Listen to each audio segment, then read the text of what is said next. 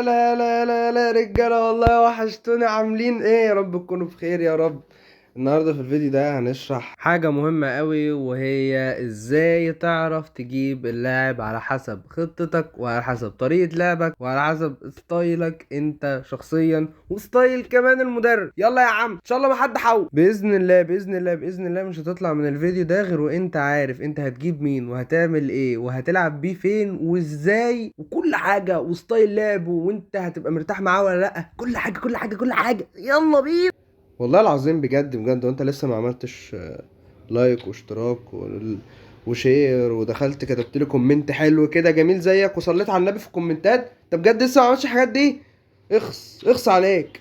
يا هلا بيكم يا اخواتي، ويلا نبدأ الشرح. احنا نقسم الموضوع لثلاث عناوين رئيسية. العنوان الاول اللعيبة اللي هنستبعدها من الباكج واللي ملهمش اي مثل لازمة اساسا. اول لعيبة اللي مستبعدة معانا وهو طبعا دانيال ماسارو.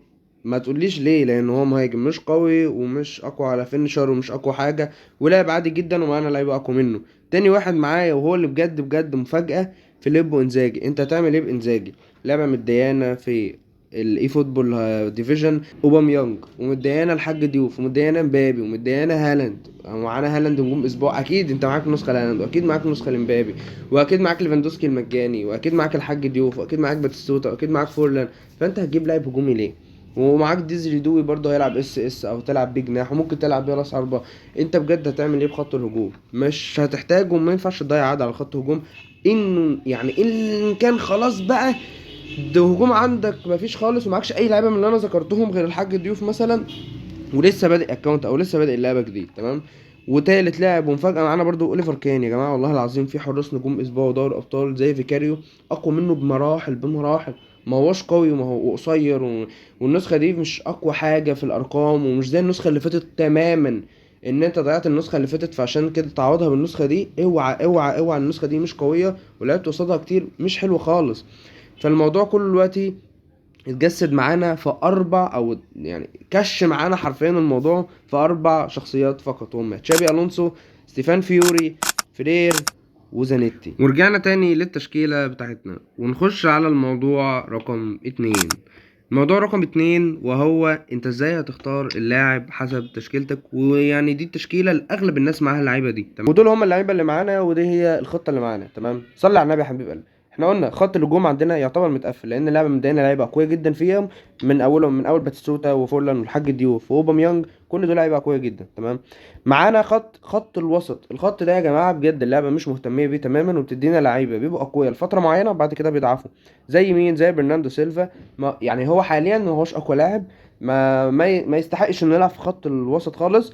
معانا طبعا كانتي، ومعانا ديفيد بيكهام. كل اللعيبه دي اقوياء كل حاجه، ولكن خلاص عدى عليهم الزمن، اللعيبه دي قديمه جدا. خط الدي ام اف متقفل، ما اظنش ان حد محتاج دي يعني يجيب مثلا تشابي عشان يلعب بيه دي ام اف لوحده، لان اللعبه مدينا رايكارد ومدينا تشاوميني وفي رودري. فانت ليه هتعمل كده وتضيع العقد؟ تمام. انما خط الوسط ضعيف عندك، هتجيب تشابي طبعا طبعا طبعا مرتاح. وهنقيم اللعيبه في الاخر، وهتجيب مين على حسب الاولويه، مش على حسب تشكيلتك، ده حاجه تانية. يعني دلوقتي لو انت بتلعب بكل اللعيبه المجانيه دي، فانت عندك مشكله يا اما في خط الوسط، يا اما في خط الدفاع، يا اما في الباكات. في خط الدفاع عندك طبعا اسطوره فيرير. لو انت معكش كانافارو هتجيب فيرير طبعا طبعا طبعا. لو انت لسه بتلعب ببيكن باور وتوني ادمز هتجيب فيرير طبعا طبعا طبعا. ده حاجه يعني مش يعني ما فيهاش نقاش ولا جدال فيها. لو انت لسه بتلعب بكوستا كورتا هتجيب خفير زانيتي. كوستا كورتا خلاص يا جماعه راحت عليه بجد، يعني خفير زانيتي هيجي مكان الملك كوستا كورتا. كوستا كورتا اسطوري ولسه قوي جدا، ولكن خلاص يعني كمان فتره وهتلاقي كوستا كورتا هيبلع نيرف وهيبقى ضعيف. جميل جدا جميل جدا.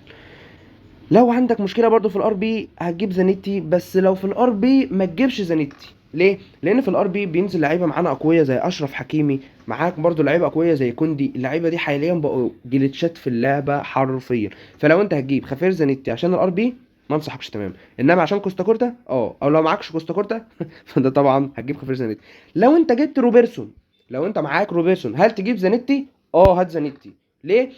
روبرتسون غالبا هيبقى سهم لتحت كتير، لان طبعا كلكم عارفين ان ليفربول بيعدي الموسم مش اقوى حاجه.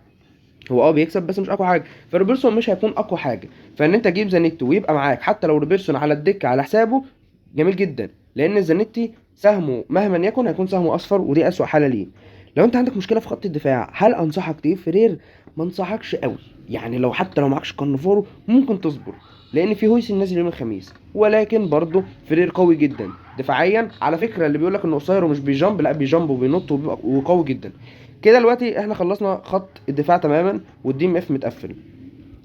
خط الوسط هو اللي فيه كلام كتير، يعني هل اجيب تشابي ولا ما اجيبش تشابي؟ اصل تشابي بطيء وما هيقل رتم، هيبطئ رتم اللعب. وفرير برضو قصدي فيوري مش اقوى حاجه، ومش عارف ايه. على فكره فيوري جليتش لو انت عندك مشكله في الاي ام اف وتديله تطويره معينه اي ام اف، هو قوي جدا جدا جدا جدا جدا جدا.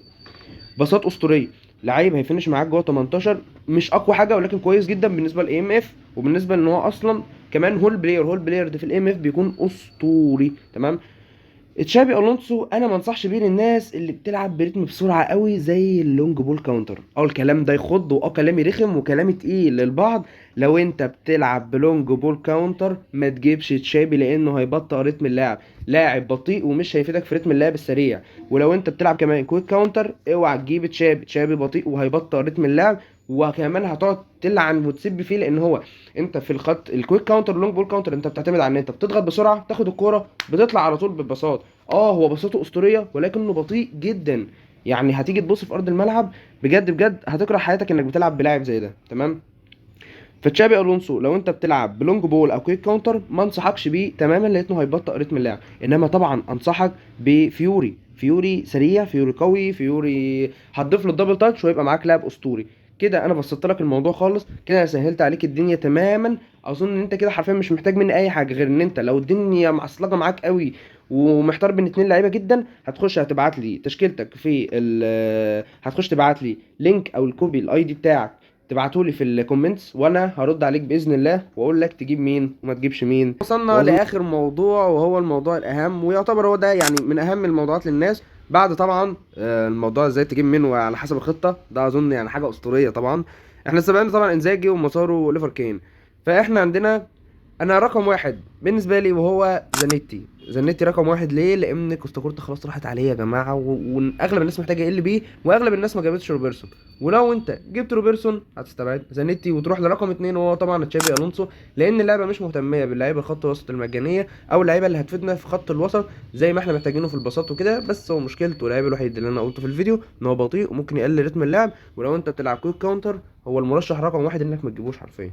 ولو انت معاك لاعب خط وسط ومعاك كمان ال بي وخط الدفاع عندك مش موجود معاك كانافارو، فطبعا البرت فيرير هو الاسطوري والبديل لكانافارو. واقول لك على حاجه، هو بديل اقوى من كانافارو دفاعيا. ونروح على رقم ثلاثة. ولو انت معاك كانافارو ومقفل اللعيبه دي كلها وخلاص مش محتاج حد من الباكج غير لاعب ام اف يديك باصات حلوه، يديك دبل تاتش، يبقى خفيف معاك جوه 18، يفنش معاك، يفرق معاك لما تيجي ترفع ويرفع معاك. محتاجه في الار ام اف، محتاجه في الاي ام اف، محتاجه في خط النص، محتاجه في الاس اس. اللاعب ستيفان فيوري وهيسد معاك في الثلاث اماكن دول وهيبقى اسطوري. وبكده وصلنا لاخر المقطع يا رجاله. ولو ما نسيتش، لو نسيت طبعا تعمل سبسكرايب، اعمل سبسكرايب، صلي على النبي في الكومنتات واعمل لي لايك وشير، وسلام عليكم.